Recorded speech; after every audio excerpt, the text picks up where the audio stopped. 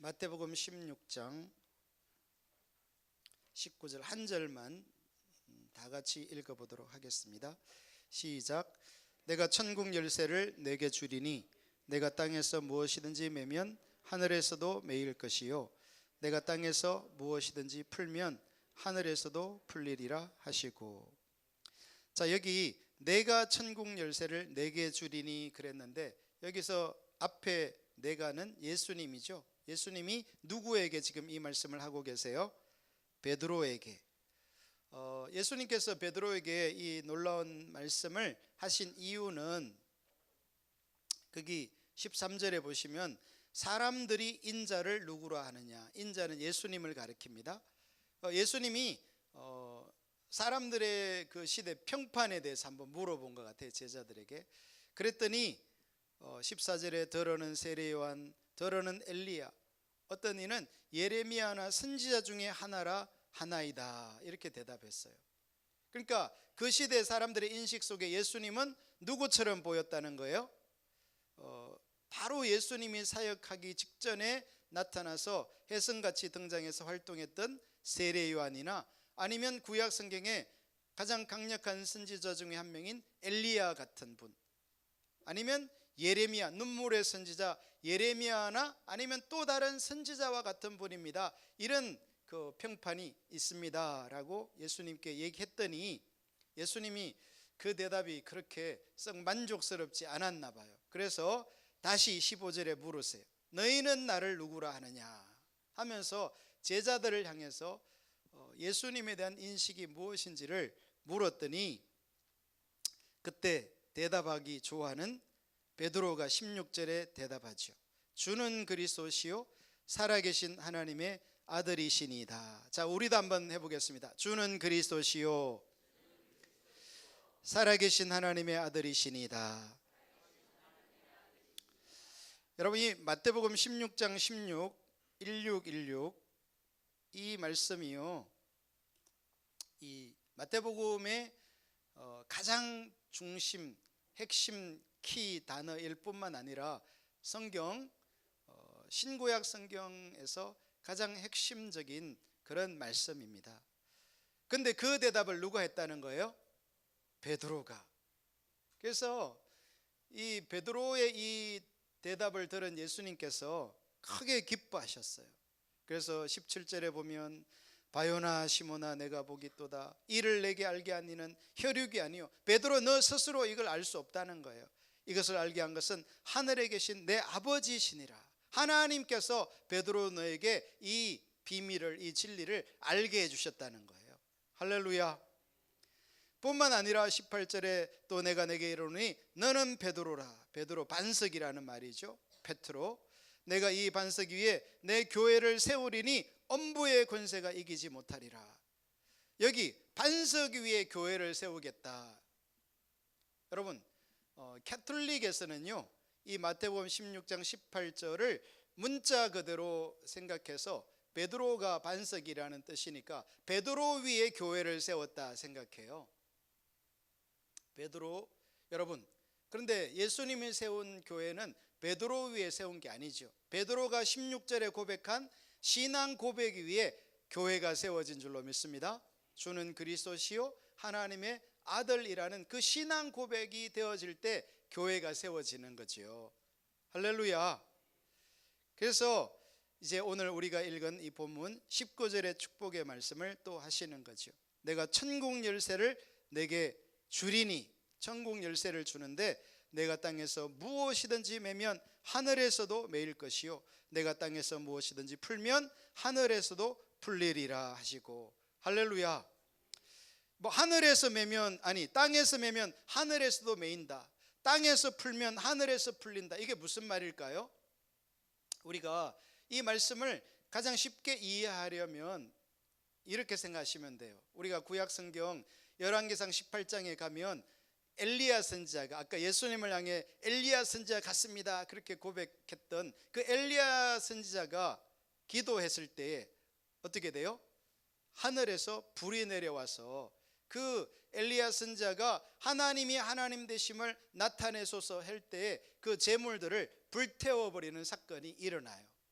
그러니까 엘리야는 이 땅에서 기도했는데 역사가 어디서부터 나타나는 거예요? 하늘에서부터. 여러분, 그러니까 이 하나님의 자녀된 저와 여러분은요, 보통 사람이 아닌 거예요. 즉, 이 마태복음 16장 16절의 믿음의 고백을 하는 사람들은 땅에서 매면 하늘에서도 매이고, 즉 땅에서 우리가 하나님 앞에 기도했을 때 하나님의 이 하늘에서 어떤 역사가 일어나게 된다는 겁니다. 아멘. 또 땅에서 풀면 하늘에서도 풀리는, 땅과 하늘이 결부되어 있는, 즉 중보기도를 가리키는데, 여러분, 우리가 기도했을 때 하늘에서 어떤 역사가 일어나는 이 놀라운 축복은요, 어디서부터 온 거예요? 그러면 결국 베드로의 고백, 신앙으로부터 온 거지요. 할렐루야.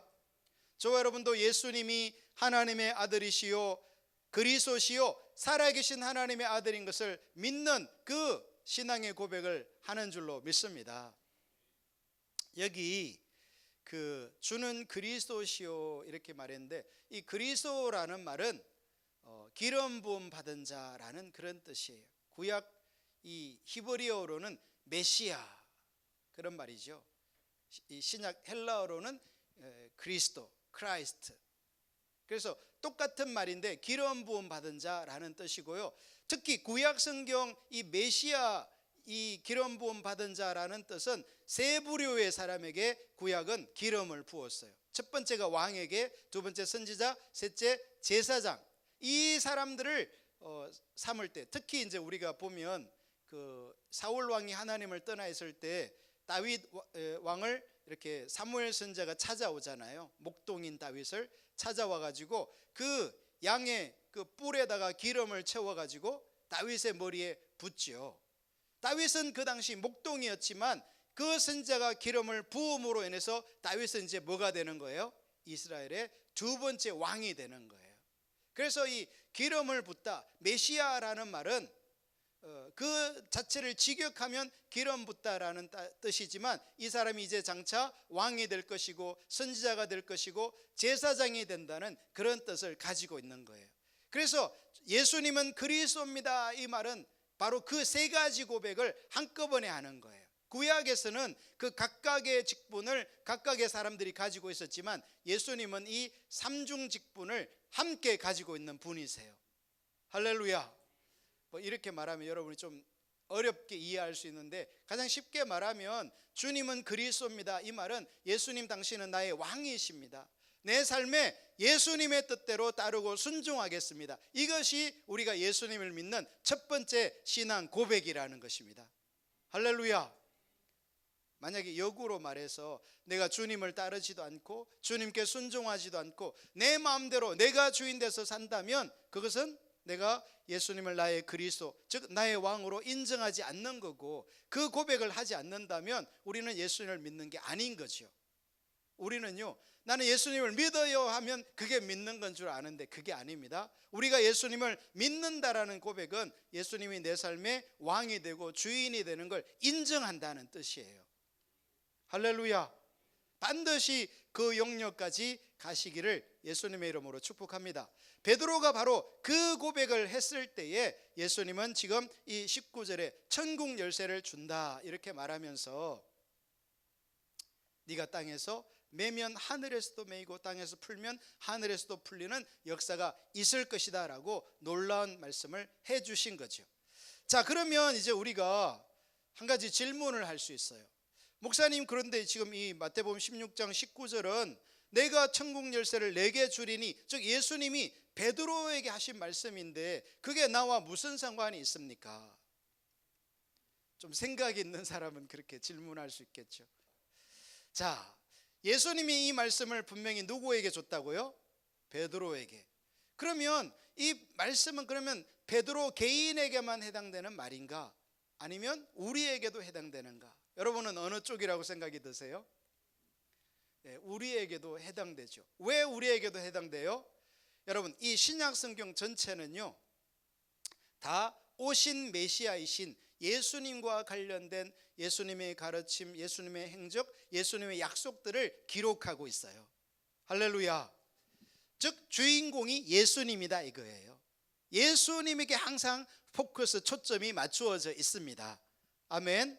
그래서 우리가 신약 성경을 읽을 때 항상 예수님은 누구신가, 예수 그리스도께서는 무엇을 행하시고 무슨 말씀을 하시고 어떻게 아버지 하나님과 관련을 맺고 있는가, 이렇게 예수님께 초점을 두어야 돼요. 자, 이것이 우리가 신약 성경을 읽을 때 첫 번째 자세고요. 두 번째, 그것만 있는 게 아니에요. 예수 그리스도를 믿는 저와 여러분에게는 이 신약 성경의 약속과 축복의 말씀이 우리에게도 그대로 해당된다는 사실이에요. 할렐루야.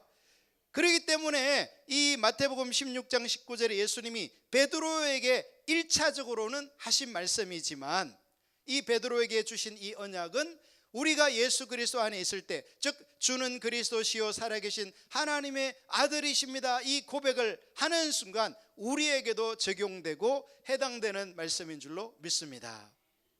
이것이 바로 성경을 이해하고 해석하는 방식이에요. 그런데 구약 성경은 조금 더 달라요. 구약 성경은 1차적으로 누구에게 주신 말씀이에요? 하나님께서 구약 성경의 제 첫 번째 대상자 이스라엘이죠. 이스라엘. 할렐루야. 그래서 구약 성경은 이스라엘 역사와 관련해서 이스라엘 사람들이 등장하는 거예요. 그래서 언제나 첫 번째 대상자는 이스라엘이란 말이에요. 그런데 이제 우리가 역시 질문할 수 있죠. 아니 그렇다면 우리는 이스라엘 민족도 아니고 우리는 대한민국 사람인데 우리와 이스라엘 사람들에게 한 그 구약 성경이 무슨 관련이 있는가, 이렇게 질문할 수 있겠죠. 그 대답은요, 여러분 이 구약 성경은 대상자, 첫 번째 대상자는 이스라엘 민족이다 이거예요. 그런데 놀랍게도 이 구약 성경은 그 민족은 이스라엘 민족을 향해서 주신 말씀이지만, 예를 들면 아브라함만 하더라도 창세기 12장에 하나님이 아브라함을 부르면서 내가 너로 뭐를 만들겠다? 큰 민족을 이루겠다, 이스라엘을 말하는 거잖아요. 그리고 그 민족을 창대하게 하고 복을 주겠다 약속하시잖아요. 그러면 그게 나와 무슨 상관이냐는 거예요. 여러분, 그런데 이 구약 성경의 두 번째 포커스, 두 번째 대상자는 누군 거예요? 바로 예수 그리스도인 거예요. 할렐루야. 여러분, 구약의 창세기부터 말라기까지 모든 말씀은 그 대상자가 누구를 향해서? 예수 그리스도를 향해서 언약하고 있는 거예요. 그래서 우리가 구약, Old Testament, 오래된 약속이라, 즉 예수님 오시기 전에 구약 성경에 주어진 모든 말씀들은 오시는 메시아이신 예수님께 초점을 두고 있는 거예요. 할렐루야. 그래서 우리가 예수님을 어떤 분이라고 해요? 구약의 성경을 성취하신 분, 이루신 분이라고 말하는 거예요. 왜냐하면 구약이 그렇게 약속하고 있는 것을 예수님이 오심으로 인해서 예수님이 그 구약의 말씀을 이루신 것입니다. 할렐루야. 자, 그래서 구약 성경이 이렇게 오실 메시아에 대해서 말씀하고 있고 예수님이 그것을 성취한 거예요. 그래서 우리가 구약 성경을 말하기를 한편으로 신약의 뭐다? 구약은 그림자다, 그렇게 표현하는 거예요. 자, 여러분 발밑에 있는 그림자를 한번 다 보세요. 여러분 발밑에 그림자가 있긴 있죠. 희미해서 그렇지. 자, 여러분 발밑에 있는 그림자만 보고 그게 누군지 알겠어요? 뭐 본인은 그렇다 치고 옆 사람 그림자 보고 누군지 알아맞추시겠나요? 쉽지 않죠. 쉬워요? 여러분, 저는 어려서 이렇게 가지고 놀 게 별로 없어가지고 장난감이 없잖아요 그때는. 그래서요, 제가 이렇게 특히 여름철 햇볕이 강할 때 제가 그림자하고 놀았어요. 제가 좀 성격이 내성적이고 그래가지고 친구들하고 이렇게 잘 못 어울리고 그래가지고 이렇게 좀 이상하죠. 그림자하고 이렇게 대화하고, 제 머리가 이렇게 동글동글하잖아요. 그래서 제 그림자도요 동글동글해요. 다른 사람하고 좀 달라요, 그림자를 보면. 자, 어쨌든 우리가 구약 성경을 신약의 그림자다, 예수 그리스도의 그림자다, 이렇게 말을 해요. 그러니까 구약 성경 그 자체만 읽어서는 예수님인지 알아보기가 쉽다 어렵다? 조금은 어려울 수 있어요. 그러나 분명 구약 성경은 1차적인 대상자는 이스라엘 민족이지만 이 구약 성경은 보다 중요하게 예수 그리스도에 대한 말씀이고 예언이고 오실 메시아에 대한 언약을 하고 있다는 사실이에요. 할렐루야. 우리가 그래서 구약 성경을 읽을 때도 이런 이해를 가지고 역사나 어떤 배경이나 이스라엘 민족에 대해서 깊이 알고 연구해야 하지만, 그러나 또 하나 빠뜨려서는 안 되는 것이 이 모든 말씀이 창세기부터 말라기까지의 모든 말씀이 누구에 대해서 말하고 있는 거다? 오시는 메시아 예수 그리스도에 대해서 말하고 있다라는 것을 깨달을 수 있기를 예수님의 이름으로 축복합니다. 대표적인 예로서 말라기 성경을 우리가 읽으면 거기에 이 말라기 선지자가 누가 이 메시아가 오기 전에 누가 와서 거기를 평탄하게 할 것을 약속하고 있어요? 엘리야가 다시 올 것을 말하고 있어요. 그런데 그 말라기가 쓰여지고 나서 400년이 지나고 쓰여진 성경이 마태복음이에요. 400년간 침묵의 기간이 있는, 그래서 우리가 침묵의 시간, 암흑의 시간 이렇게 부르기도 하는데, 그 시간이 지난 다음에 예수님이 오셨어요. 그런데 그 예수님의 앞길을 누가 예비하고 있어요? 성경에 보니까 세례 요한이 그 앞길을 예비하고 있는 거예요. 그래서 말라기 선지자가 메시아가 오기 전에 누가 와서? 엘리야가 와서 그 길을 예비하리라 그랬는데, 그 구약 성경의 선지자 엘리야가 직접 다시 온다는 얘기가 아니고 그와 같은 역할을 할 자에 대해서 말하는 거죠. 이해되세요? 그리고 예수님이 왔을 때 보니까 그 역할을, 그 엘리야 같은 일을 누가 하는 거예요? 세례 요한이 하는 거죠. 그러니까 말라기서만 하더라도 그게 구약의 이스라엘 백성들을 향해서 말하는 얘기 같은데 사실은 예수님에게 초점이 맞춰져 있는 거죠. 이해되십니까? 자, 그래서 우리가 구약 성경을 읽을 때는 제1차 대상자는 이스라엘 민족이지만 보다 중요하고 핵심적인 그 초점은 예수 그리스도에게 향하여 있구나. 할렐루야.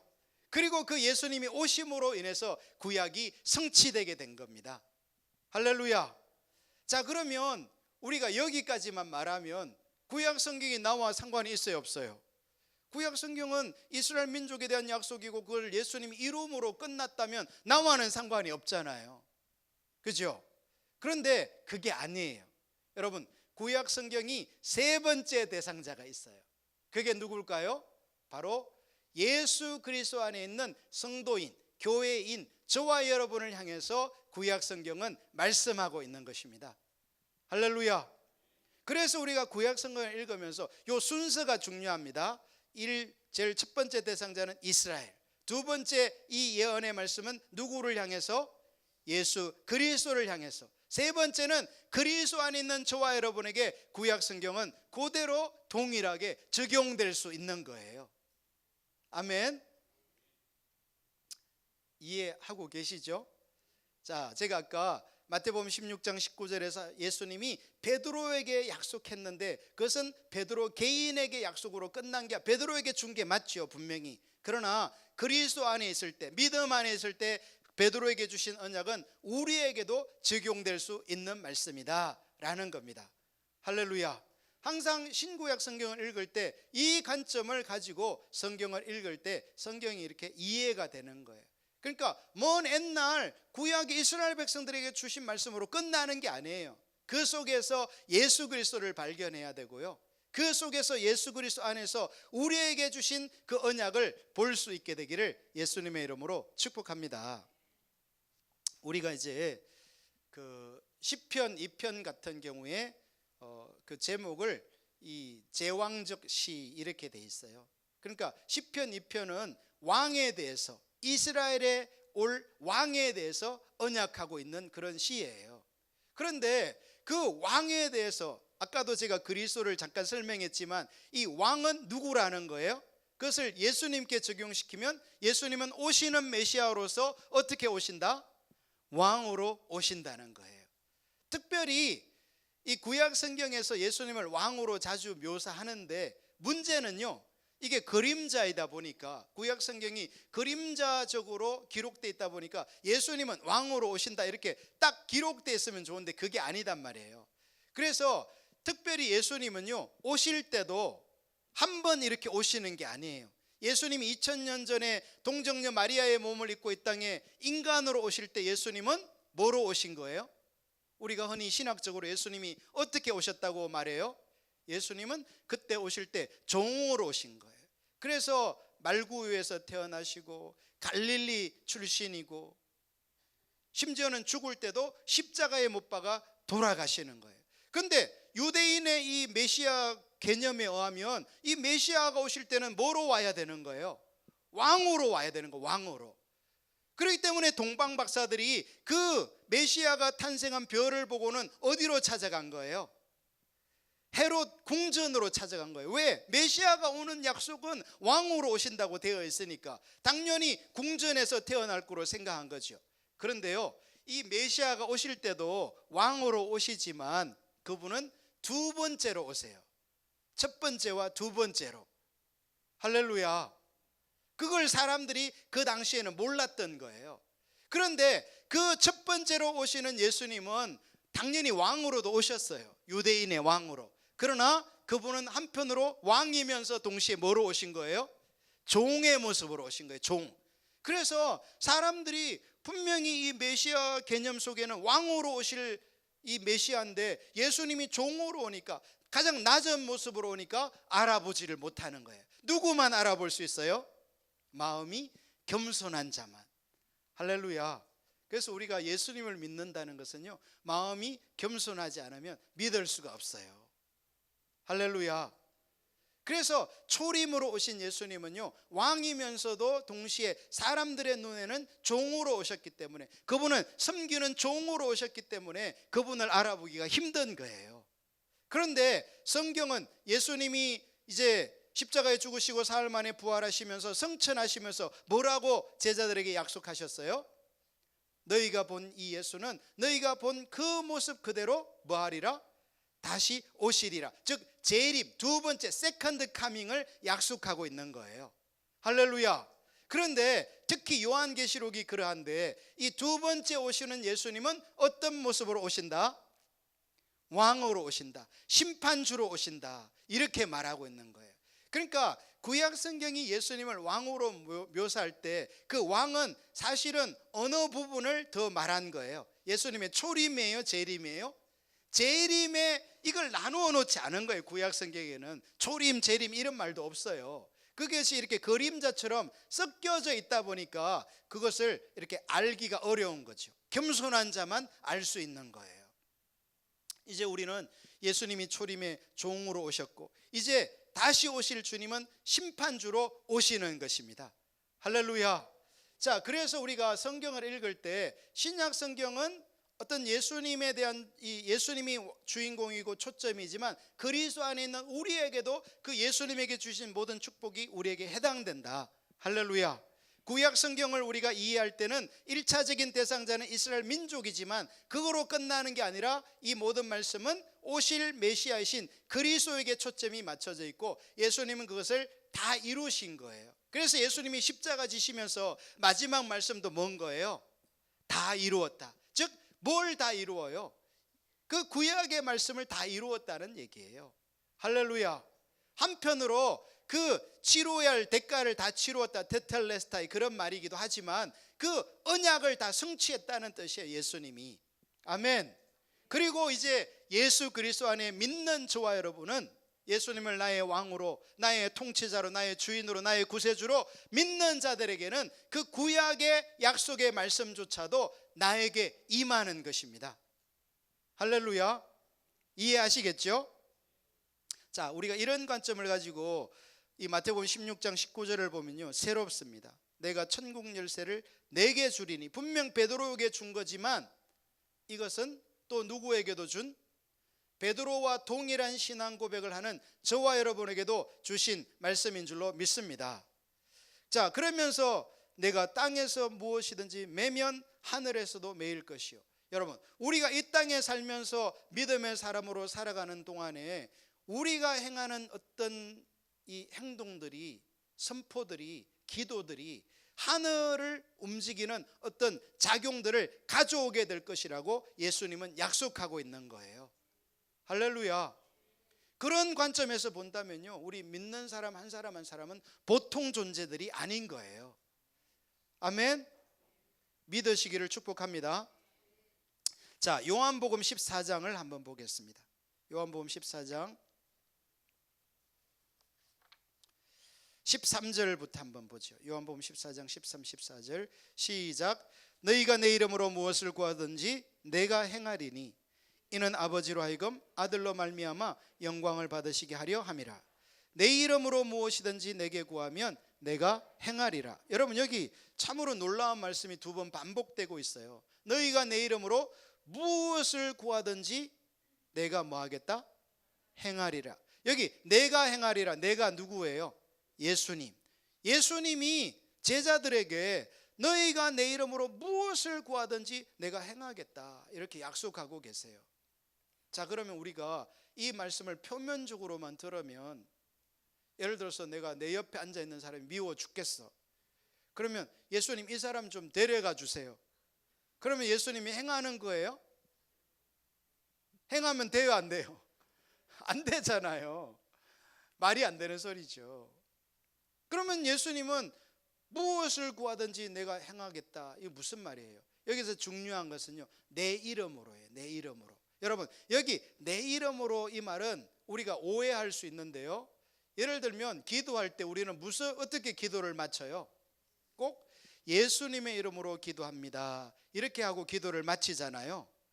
여러분, 사실 이 요한복음 14장 13절 14절 때문에 우리가 그렇게 기도하는 건데, 여기서 중요한 것은요, 내가 기도할 때 마지막 문구로 예수님의 이름으로 기도합니다 라고 했다고 해서 그게 예수님의 이름으로 행한 기도냐 하는 거예요. 여러분, 그게 아니에요. 우리가 마치 어떤 주문처럼, 마법처럼 모든 것을 얘기하고 그 끝에다가 예수님의 이름으로 기도합니다 하면 주님이 시행하냐는 거예요. 그게 아니라는 거예요. 여기서 내 이름으로 라는 말은 주님의 뜻으로, 주님의 마음으로, 주님의 의도대로 그런 뜻이에요. 할렐루야. 우리가 무엇을 기도할 때 주님의 의도대로가 중요하다 이거예요. 우리가 지난주에 요엘서에서 배운 기도가 뭐였어요? 너희는 이제라도 금식하며 울며 애통하며 나에게로 가까이 나오라, 이거였잖아요. 여러분, 그게 바로 하나님의 마음이에요. 하나님의 의도. 여기서 예수님이 내 이름으로 무엇을 구하든지 내가 행하겠다, 이 말은 주님의 뜻대로, 주님의 의도라는 그런 이 함축된 의미를 가지고 있는 거예요. 여러분, 우리 기독교 신앙 안에는 분명히 우리가 이 땅에서 잘 되는 요소가 있습니다. 물질의 복을 받는 요소가 있습니다. 아멘. 그러나 그게 그러면 기독교 신앙의 core, 핵심인가? 이렇게 질문한다면요, 그게 아니에요. 기독교 신앙의 핵심, 코어는 뭐냐? 그것은 하나님의 뜻대로예요. 할렐루야. 그게 핵심이다 이 말이에요. 그러니까 사실 우리가 내가 지금 가난하고 어렵기 때문에, 여러분, 가난하고 어려운 사람들은 그 문제가 집중하게 돼 있어요. 그렇죠. 그렇기 때문에 예수님을 믿어도 하나님 이거 해결해 주세요 그렇게 구할 수밖에 없는 거예요. 그러나 우리가 이제 와서 세월이 100년쯤 흐른 이 시점에 와서 성경을 보니까 주님은 주님 앞에 무엇을 구하면 행하시는데, 시행하시는데 그 전제 조건이 뭐라는 거예요? 내 이름으로라는, 즉 주님의 의도대로, 주님의 뜻대로, 주님의 마음대로, 주님의 의중대로. 할렐루야. 이게 전제되어 있는 거죠.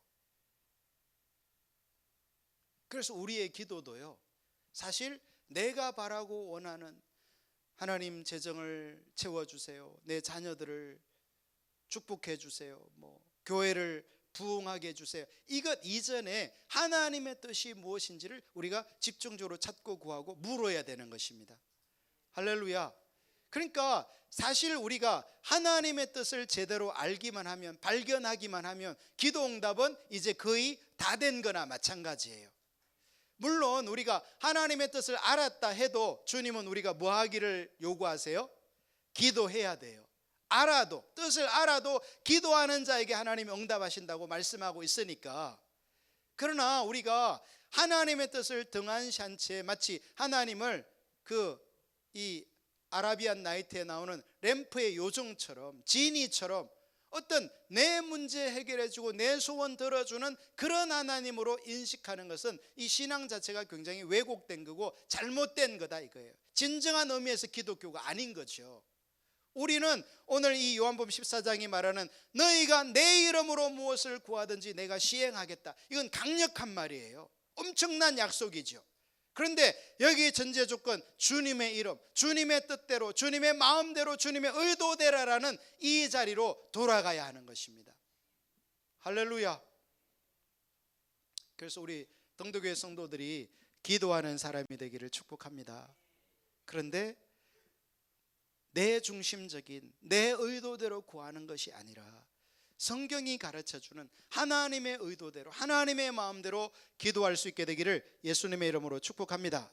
자, 그러면 무엇을 구하든지 내가 행하리니, 행하시는데 이는 그 이유가 있다는 거예요. 왜 예수님이 성도들이 주님의 이름으로 구하면 행하시는가? 이는 아버지로 하여금 아들로 말미암아 영광을 받으시게 하려 함이라.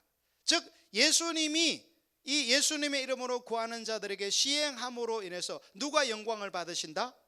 아버지가 영광을 받으신다는 거예요.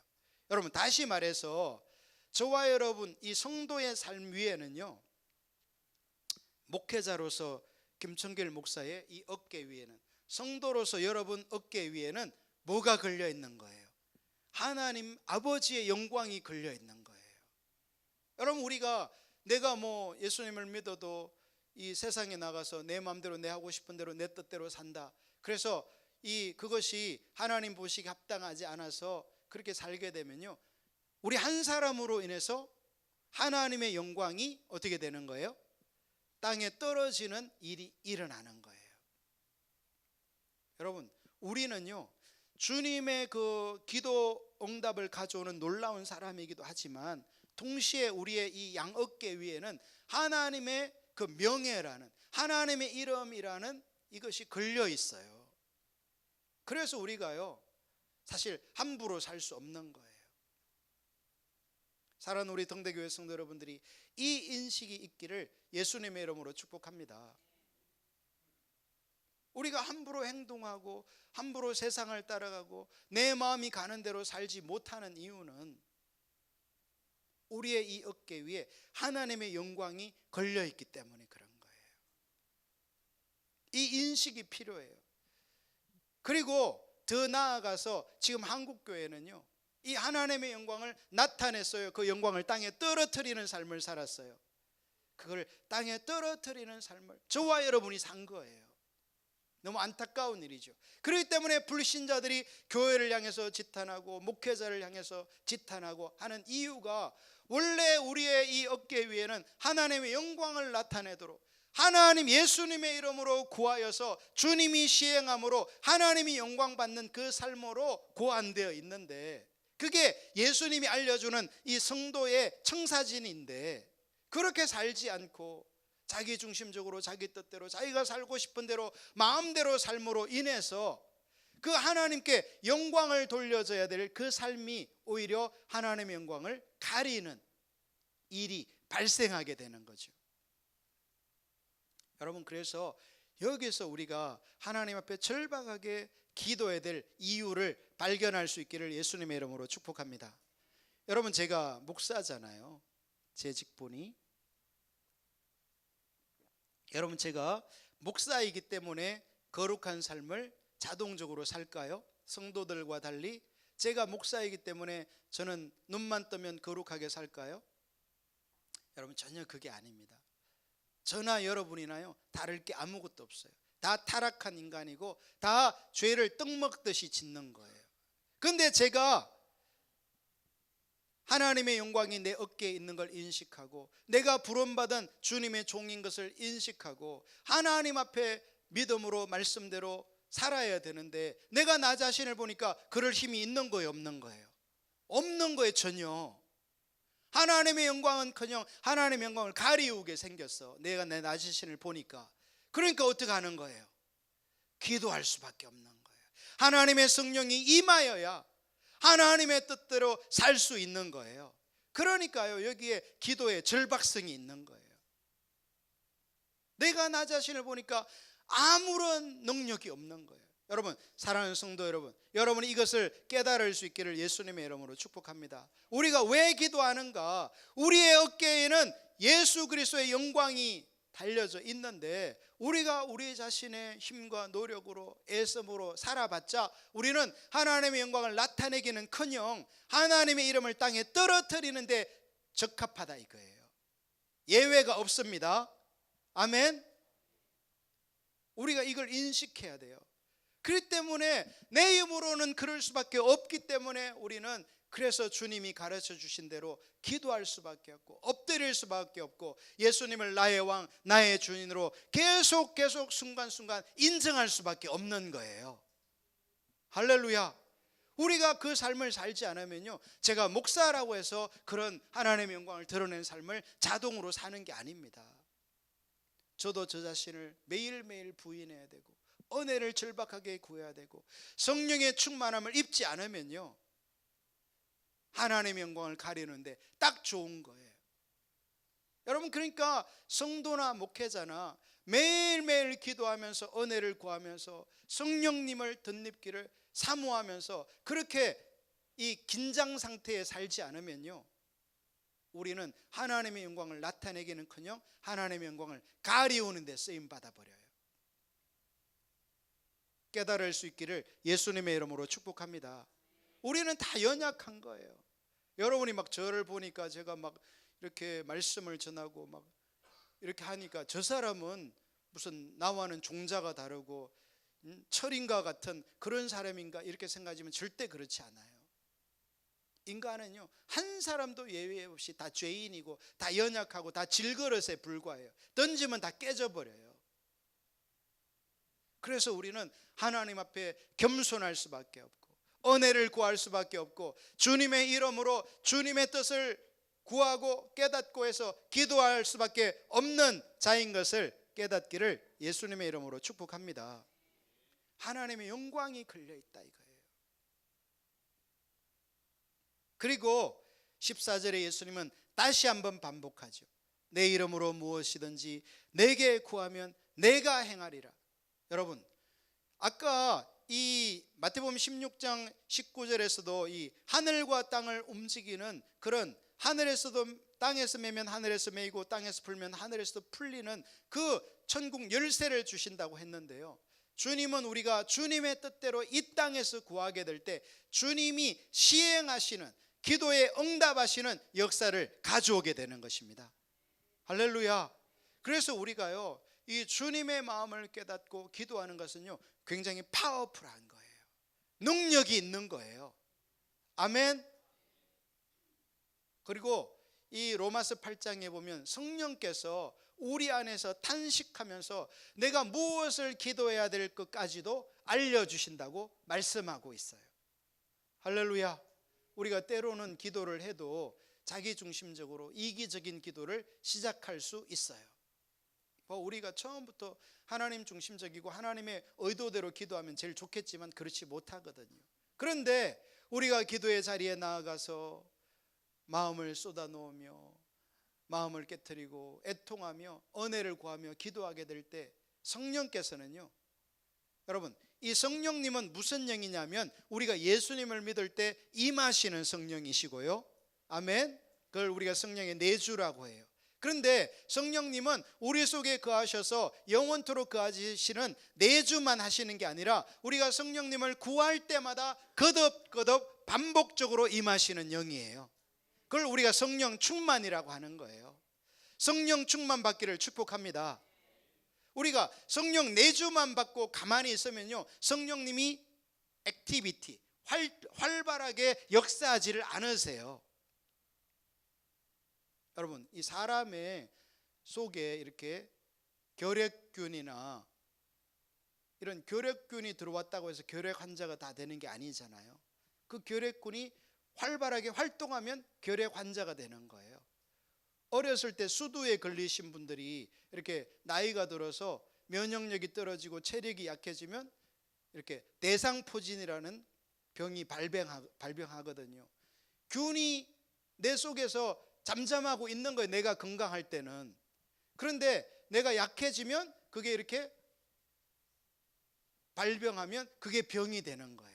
여러분, 성령님도 똑같아요. 우리가 예수님을 믿을 때 임하시는 그 성령 세례를 받은 것으로 만족하고 성령님을 환영하고 구하지 않으면요, 성령님이 잠잠하세요. 역사하지를 않으세요. 그런데 나의 한계와 무능함과 절박함을 인식하고 그 성령님이 동행하고 역사하시기를 구하고 은혜를 구하고 성령님이 마음껏 성령님의 뜻을 펼치도록 기도하게 될 때 성령님께서 활발하게 활동하게 되는 것입니다. 그게 성령 충만이에요. 성도는 그래서 성령의 충만함을 받아야 하는 것입니다. 교회만 다니는 것으로 만족하지 마시고 성령 세례와 성령 충만을 함께 받으시기를 예수님의 이름으로 축복합니다. 여러분, 하나님의 뜻은 이 성령의 충만함을 통해서 역사한다는 사실을 깨달을 수 있기를 예수님의 이름으로 축복합니다. 그래서 우리가 기도하는 거예요. 여러분, 그래서 기도는요, 나의 겸손함을 인정하는 거예요. 내 힘으로 할 수 없는 것을, 내가 목회자지만 내 힘으로는 아무것도 이룰 수 없는 것을 인식하기 때문에 주님 앞에 엎드리는 거예요. 그렇기 때문에 목회자가 기도하지 않는다는 것은요, 엄청난 범죄예요. 교만의 극치예요. 성도는 어떨까요? 성도는 다른가요? 여러분, 성도도 마찬가지인 것입니다. 성도가 하나님 앞에 무릎 꿇고 기도하지 않는 것은요, 교만의 극치예요. 왜? 우리는 이 땅을 살아가면서 하나님과 동행하기 위해서는, 성령의 충만함을 잊기 위해서는, 이 말씀을 이루고 순종하기 위해서는 성령님이 역사하셔야만, 성령님의 역사의 결과로만 그게 이루어지는 거예요. 단 하나의 길밖에 없어요. 아멘. 내 힘으로는요 절대 안 됩니다. 여러분 스스로의 힘으로는 세상을 이길 수 없고 죄를 이길 수 없고 마귀를 이길 수 없어요. 여러분의 본성을 이길 수가 없는 것입니다. 아멘. 인간은 그렇게 연약해요. 그런데 우리가 주님의 은혜를 힘입고 성령의 충만함을 입을 때에 그 성령께서 우리를 강건하게 하시는 것입니다. 그 성령께서 우리를 하나님의 말씀을 성취하시도록 도와주시는 것입니다. 아멘. 그래서 우리는요, 우리 스스로의 힘으로는 신앙생활이 아예 안 되게 돼 있어요. 여러분, 그래서 여러분이 뭐 한 사람을 미워한다 그래도요 절대 용서가 안 돼요. 내 힘으로는. 많은 사람들이요 마음속에서 누구를 미워하는 걸 평생 안고 가요. 심지어는 사랑하는 부부 사이에서도 용서가 안 되는 거예요. 여러분, 우리가 용서하기 위해서도 누가 임하셔야 돼요? 성령님이 임하셔야 돼요. 성령님의 역사로 용서가 되는 거예요. 할렐루야. 하나님의 은혜를 구하지 않으면 도저히 건널 수 없는 강이 누구에게나 존재하는 것입니다. 할렐루야. 그렇기 때문에 우리는 어떻게 해야 돼요? 은혜를 구해야 돼요. 성령님을 구해야 돼요. 그분이 오셔야 하는 것입니다. 아멘. 여러분, 그래서 이 기독교인의 핵심은요, 내 힘으로는 아무것도 못한다는 거예요. 구원도 내 힘으로 받을 수 없고 오직 믿음으로 되는 거예요. 사단을 이기는 것도 내 힘으로는요 어림도 없어요. 세상을 이기는 것, 세상을 이긴다는 말은 세상의 풍조를 말해요. 여러분 주변에 있는 친구들이, 아는 사람들이, 동기 동창들이, 친척들이 전부 살아가는 삶의 방식, 여러분 그 방식을 내 혼자 거스를 수 있나요? 불가능해요. 불가능. 성령님이 오셔서 나를 충만케 하고 믿음으로 이끄실 때만 가능한 거예요. 할렐루야. 많은 성도들이 이걸 알지 못하고 자기가 노력해보고 시도에다가 뭐 금식도 하고 기도도 했는데 안 되니까 그냥 아유 신앙생활 안 되는 거야 하고 지레 포기한단 말이에요. 여러분, 그게 아닙니다. 신앙생활은 원래 안 되는 건 맞는데 우리를 도와주시는 보혜사 성령님이 계십니다. 아멘. 예수님이 분명히 말씀하셨어요. 내가 가면 너희에게 보혜사가 오리니, 할렐루야, 우리를 도와주시는 파라클레토스, 성령님께서 오셔서 신앙생활 되도록 도와주시는 것입니다. 그래서 어떤 성도나 어떤 목회자나 어떤 교회가 신앙생활을 성경적 의미에서 잘한다, 그건 무슨 뜻이냐면 성령님이 지금 활발하게 활동하고 있는 거예요. 역사하고 있는 거예요. 아멘. 성령님이 역사하실 때만 신앙생활이 신앙생활 되는 거예요. 그때만 우리가 서로 사랑할 수 있고 겸손할 수 있고 남을 나보다 낮게 여길 수 있고. 할렐루야. 물줄의 종로로 되지 않고 세상의 종이 되지 않고 쾌락을 따라가지 않고 예수님을 나의 왕으로 섬길 수 있게 되는 거예요. 누가 지금 역사하는 거예요? 성령님께서. 그래서 우리가요, 어떤 일에 이렇게 믿음으로 잘 달려가고 막 하나님의 역사를 경험할 때도 나를 자랑할 건 없어요. 왜? 나는 어차피 원래는 죄인인데 누가 지금 역사하는 것 뿐이에요? 성령님께서 역사하시는 것 뿐이에요. 그분의 은혜일 뿐인 거예요. 이걸 깨달아야 돼요. 할렐루야.